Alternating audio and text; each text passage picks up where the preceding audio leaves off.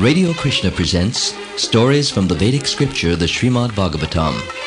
Originally written in Sanskrit several thousand years ago by Srila Dvaipayana Vyasadeva, it was translated into English by His Divine Grace A.C. Bhaktivedanta Swami Prabhupada, founder and spiritual guide of the International Society for Krishna Consciousness. Your narrator is Amal Bhakta. And now today's story, entitled The Reincarnation of King Bharata.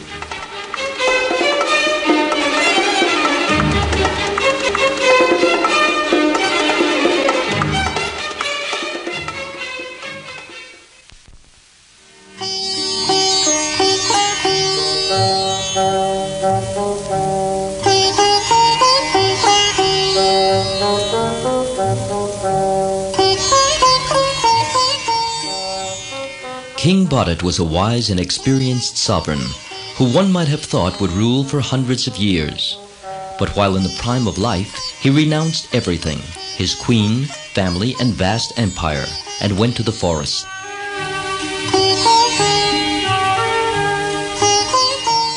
In so doing, he was following the advice of the great sages of ancient India, who recommend that one devote the latter part of one's life to self-realization.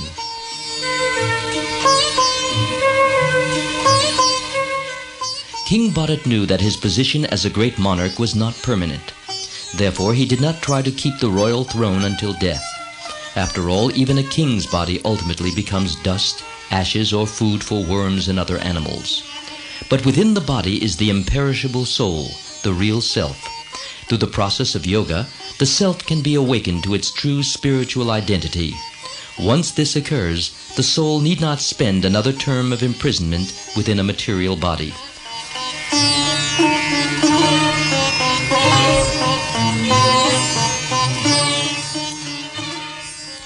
Understanding that the real purpose of life is to free oneself from the cycle of reincarnation, King Bharata journeyed to a sacred place of pilgrimage called Pulaha Ashram in the foothills of the Himalayas. There the former king lived alone in the forest along the bank of the Gandaki river. Instead of his royal dress, he now wore only deerskin garment. His hair and beard grew long and matted, and always appeared wet, because he bathed 3 times a day in the river.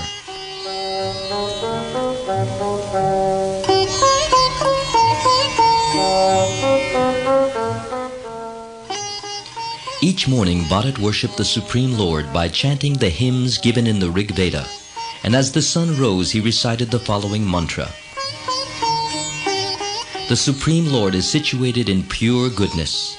He illuminates the entire universe. By virtue of his different potencies, he maintains all living beings desiring material enjoyment, and he bestows all benediction upon his devotees.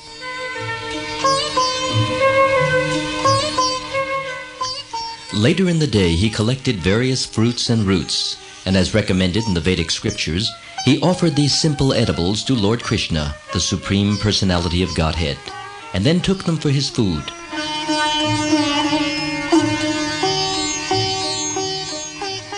Even though he had been a great king, surrounded by worldly opulence, now by the strength of his austerities, all his desires for material enjoyment vanished. Thus he became free of the root cause of bondage in the cycle of birth and death.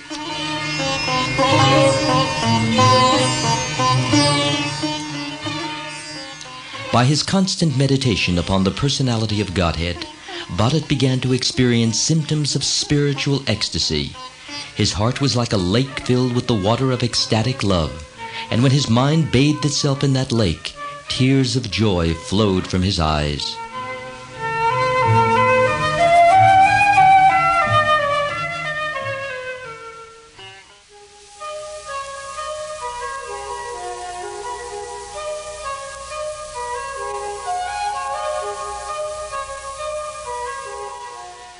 One day, while Bharata was meditating near the bank of the river, a deer came there to drink. While she drank, a lion in the forest nearby roared loudly.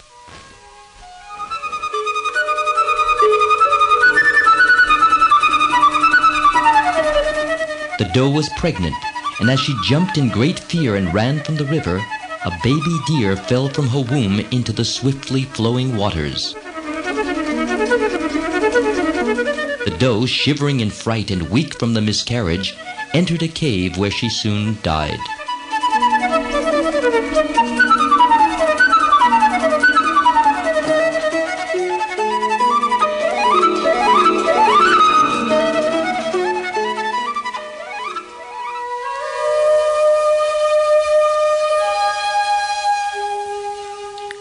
As the sage observed the fawn floating down the river, he felt great compassion. Bharat lifted the animal from the water and, knowing it to be motherless, brought it to his ashram.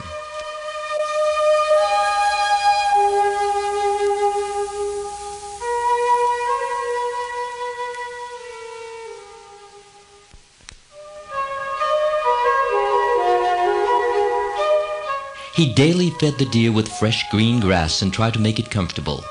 Soon, however, he began to develop great attachment for the deer. He lay down with it, walked with it, bathed with it, and even ate with it. When he wanted to enter the forest to collect fruits, flowers, and roots, he would take the deer with him, fearing that if he left it behind, it would be killed by dogs, jackals, or tigers. Bharat took great pleasure seeing the deer leap and frolic in the forest like a child. Sometimes he would carry the fawn on his shoulders. His heart was so filled with love for the deer that he would keep it on his lap during the day, and when he slept, the deer would rest upon his chest. He was forever petting the deer and would sometimes even kiss it. Thus his heart became bound to the deer in affection.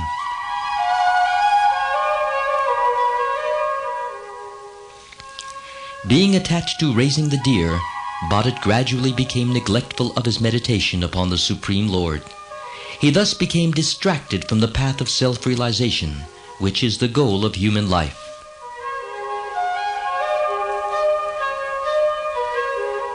However, even though Bharat was aware of these considerations, he thought to himself, "Because this deer has taken shelter of me, how can I neglect it?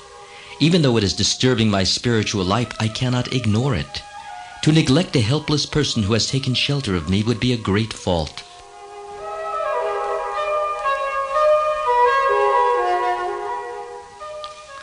One day as Bharat was meditating, he began as usual to think of the deer instead of the Lord. Breaking his concentration, he glanced around to see where the deer was, and when he could not discover it, his mind became agitated like that of a miser who has lost his money. He got up and searched the area around his ashram, but the deer was nowhere to be found.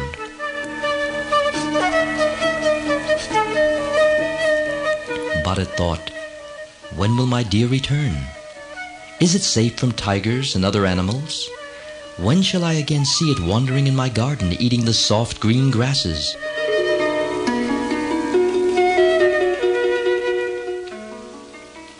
As the day wore on and the deer still did not return, Bharat became overwhelmed with anxiety. Has my deer been eaten by a wolf or a dog? Has it been attacked by a herd of wild boars or by a tiger who travels alone? The sun is now setting and the poor animal who has trusted me since its mother died has not yet returned.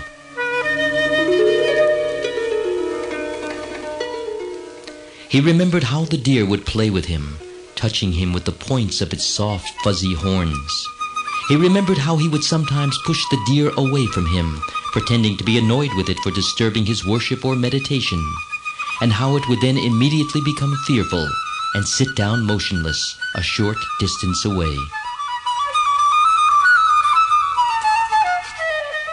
My deer is exactly like a little prince.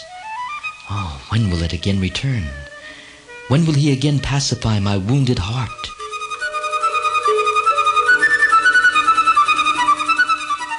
Unable to restrain himself, Bharat set out after the deer, following its tiny hoof prints in the moonlight.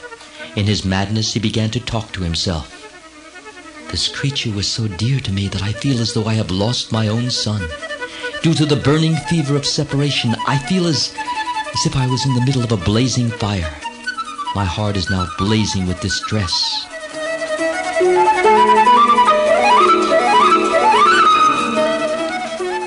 While frantically searching for the lost deer along the dangerous forest paths, Bharat suddenly fell and was fatally injured.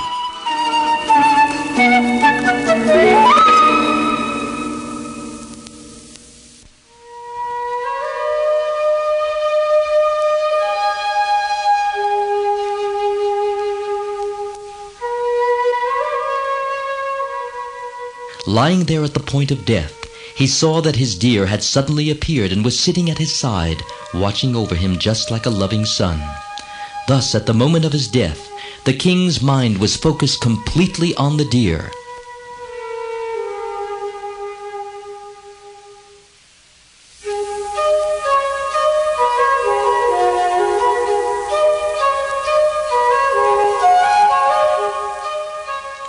In his next life, King Bharat entered the body of a deer.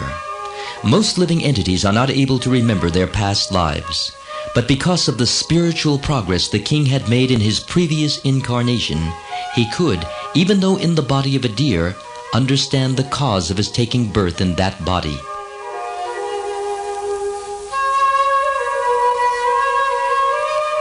He began to lament, "Oh, what a fool I was! I have fallen from the path of self-realization.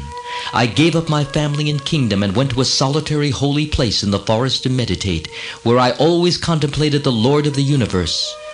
But due to my foolishness, I let my mind become attached to, of all things, a deer. And now I have justly received such a body. No one is to blame but myself."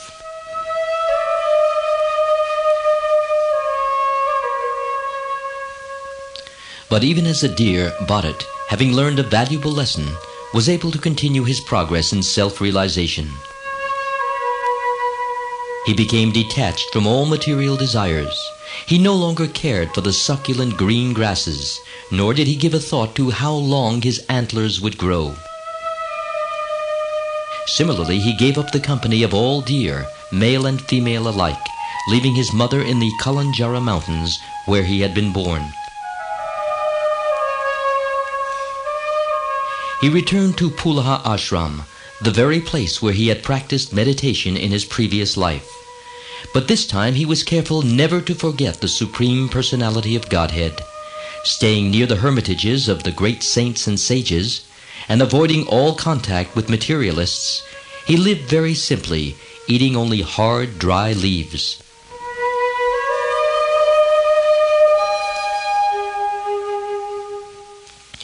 When the time of death came and Bharat was leaving the body of the deer, he loudly uttered the following prayer: "The Supreme Personality of Godhead is the source of all knowledge, the controller of the entire creation, and the supersoul within the heart of every living being. He is beautiful and attractive. I am quitting this body offering obeisances unto him and hoping that I may perpetually engage in his transcendental, loving service."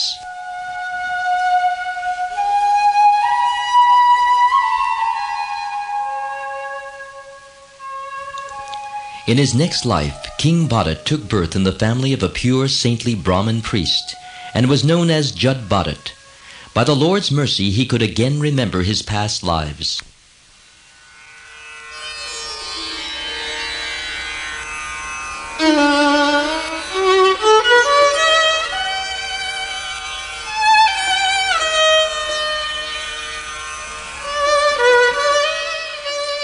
As he grew up, Jud Bharat became very much afraid of his friends and relatives, because they were very materialistic and not at all interested in making spiritual progress.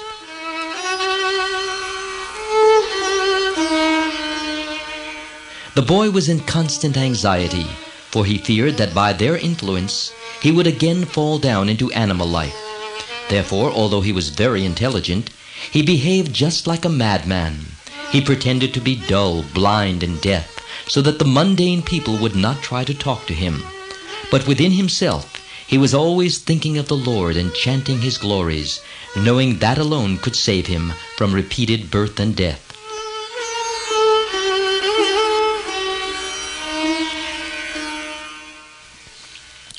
Jud Bharat's father was filled with affection for his son, and in his heart he hoped that Jud Bharat would someday become a learned scholar. Therefore he tried to teach him the intricacies of Vedic knowledge. But Jud Bharat purposely behaved like a fool, so that his father would abandon his attempts to instruct him. If his father told him to do something, he would do exactly the opposite. Nevertheless, Jud Bharat's father, until the time of his death, always tried to instruct the boy.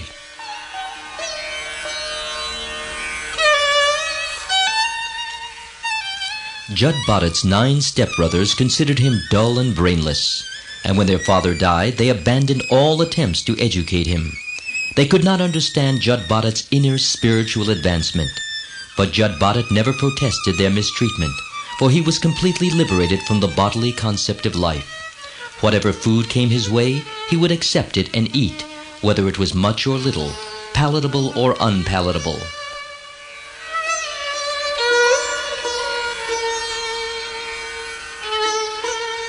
Since he was in full transcendental consciousness, he was not disturbed by material dualities like heat and cold.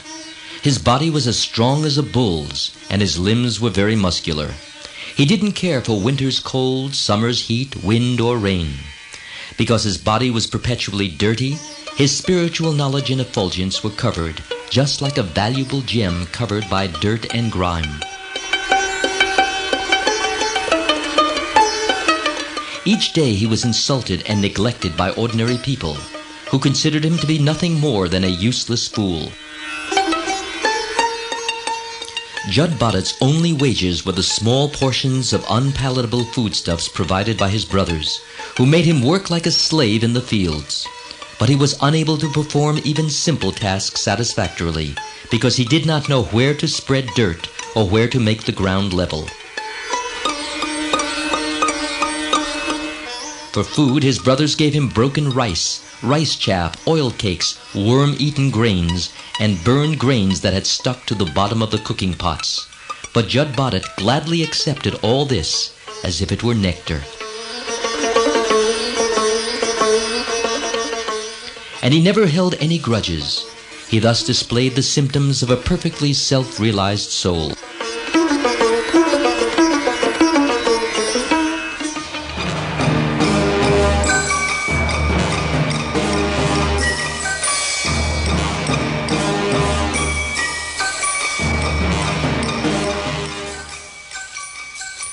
Once a leader of a band of thieves and murderers went to a temple of the goddess Kali to offer in sacrifice a dull, unintelligent human being resembling an animal.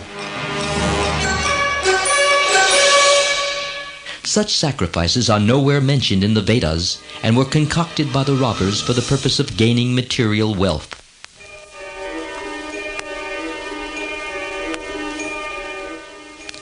Their plan was foiled, however, when the man who was to have been sacrificed escaped, so the chief robber sent his henchmen out to find him. Searching through the fields and forests in the darkness of night, the robbers came to a rice field and saw Jud Bharat, who was sitting on high ground guarding the field against the attacks of wild boars. The robbers thought Jud Bharat would be a perfect sacrifice. Their faces shining with happiness, the robbers bound him with strong ropes and brought him to the temple of the goddess Kali. Jud Bharat, because of his complete faith in the protection of the Supreme Lord, did not protest.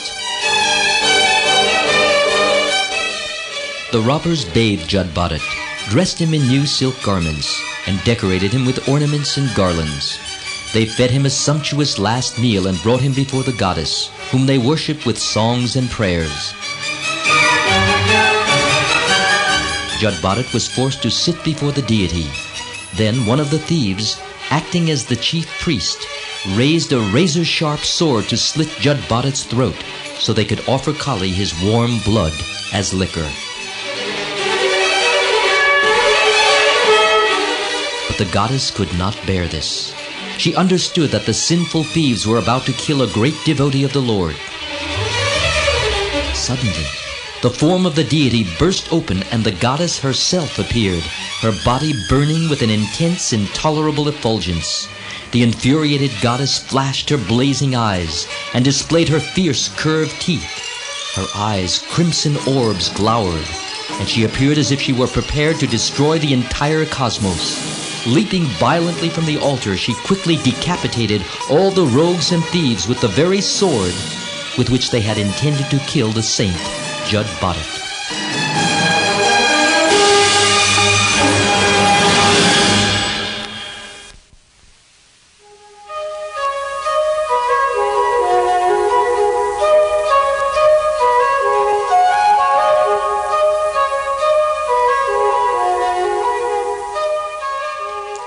After his escape from the Kali temple, Jud Bharat continued his wanderings, remaining aloof from ordinary materialistic men.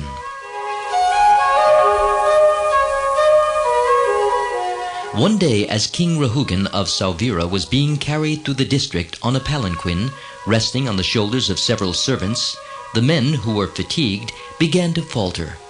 Realizing they would need another carrier to help them cross the Ikshumati river, the king's servants began searching for someone.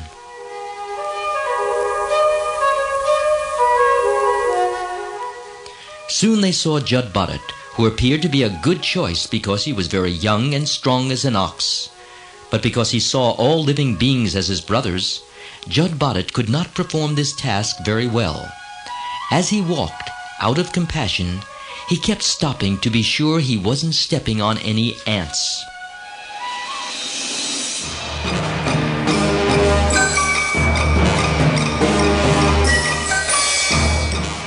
Unaware of what was causing the delay, King Rahugan shouted, "What's going on? Can't you carry this thing properly? Why is my palanquin shaking like this?" Hearing the threatening voice of the king, the frightened servants replied that the disturbance was being caused by Jud Bharat. The king angrily chastised him, sarcastically accusing Jud Bharat of carrying the palanquin like a weak, skinny, tired old man. But Jud Bharat, who understood his true spiritual identity, knew that he was not his body. Therefore, Jud Bharat remained unaffected by the king's angry criticism. Even if the king were to order him killed, he would not have cared, because he knew that the soul is eternal and can never be killed. Jud Bharat remained silent and kept carrying the palanquin as before. But the king, unable to control his temper, shouted, "You rascal, what are you doing? Don't you know that I am your master? For your disobedience, I shall now punish you."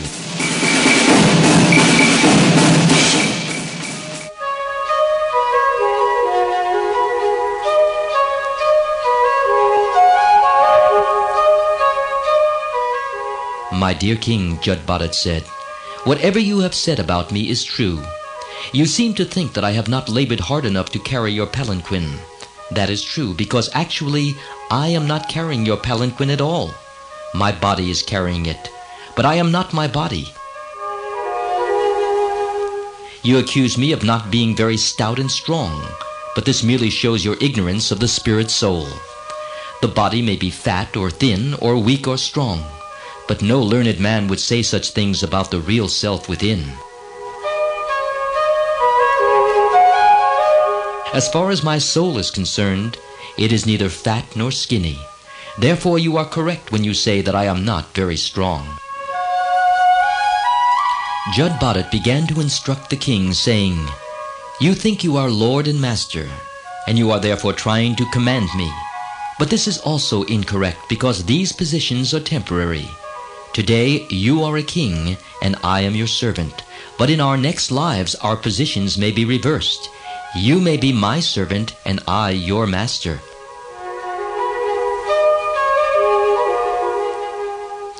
Just as the waves of the ocean bring pieces of straw together and then break them apart, the force of eternal time brings living entities together in temporary relationships, such as master and servant, and then breaks them apart and rearranges them. In any case, Jud Bharat continued, who is master and who is servant? Everyone is forced to act by the laws of material nature. Therefore no one is master and no one is servant.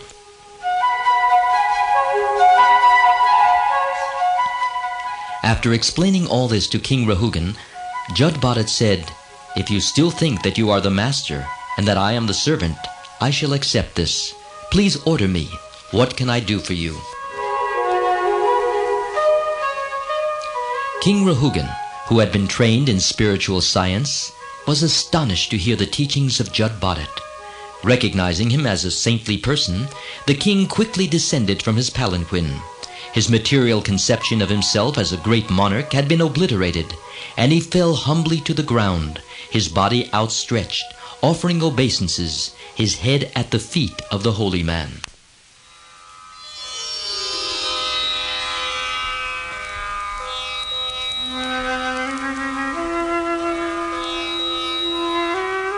O saintly person, why are you moving through the world unknown to others?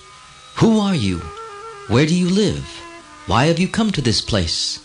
O spiritual master, I am blind to spiritual knowledge. Please tell me how I may advance in spiritual life.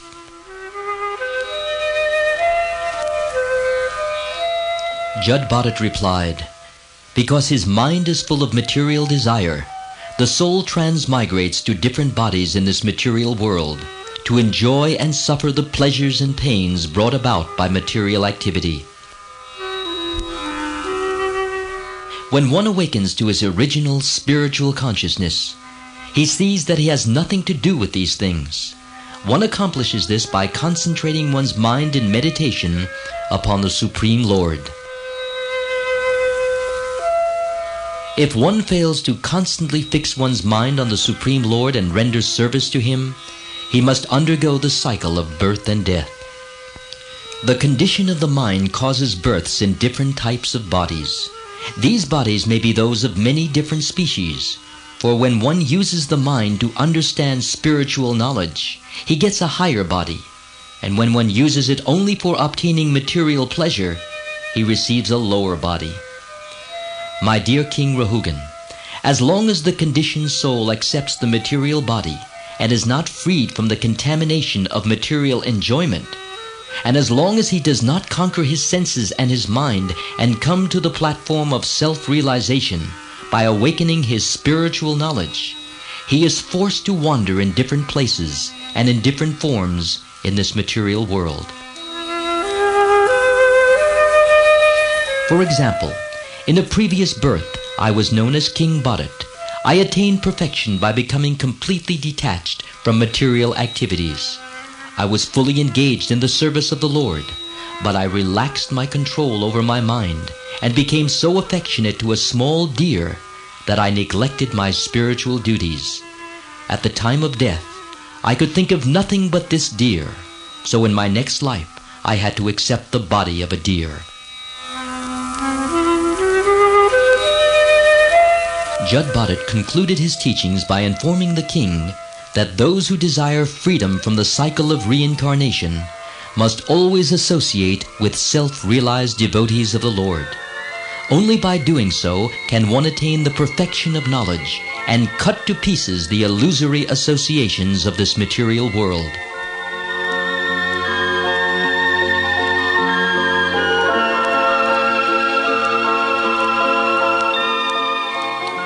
Unless one has the opportunity to get the association of the devotees of the Lord, he can never understand the first thing about spiritual life. The absolute truth is revealed only to one who has attained the mercy of a great devotee.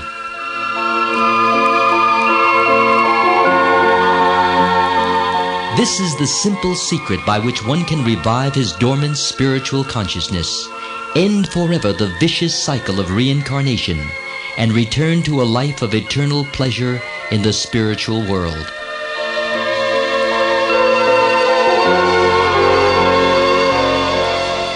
After receiving lessons from the great devotee Jud Bharat, King Rahugan became fully aware of his constitutional position, namely that he was not a king of subjects, but a spirit soul who was a servant of the Supreme Lord. He was free of the bodily concept of life, which chains the soul to the endless cycle of birth and death in the material world.